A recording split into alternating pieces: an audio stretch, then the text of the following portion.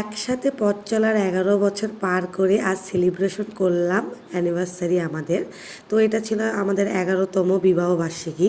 তো এই গিফটটা দেখো, এটা তোমার দাদার জন্য আমি আর কি কিনে রেখেছি। সে জানেও না এটা কি কিনেছি, সে তো একদম অবাক যে কি দিয়েছি। তাকে আমি বলছি যে এটা আর কি খোলো।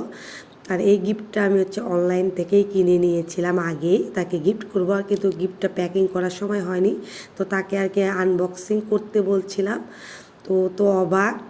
আসলে এখানে ছিল একটা ওয়াচ, তার জন্য একটা সুন্দর ঘড়ি, আর ছিল তার জন্য একটা জ্যাকেট।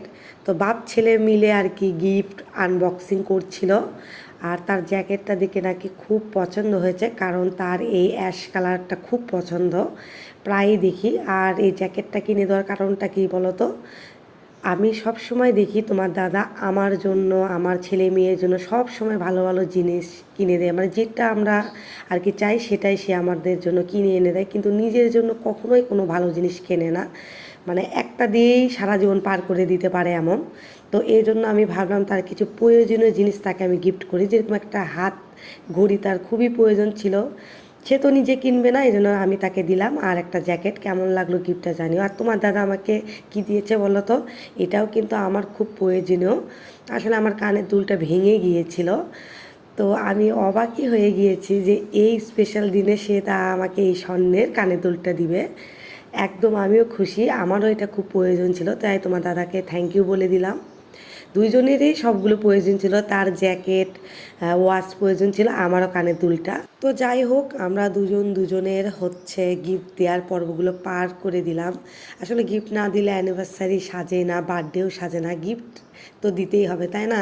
এরপরে দেখো এই যে মোমবাতিটা, এটা ঝাড়বাতির মতো মোমবাতি।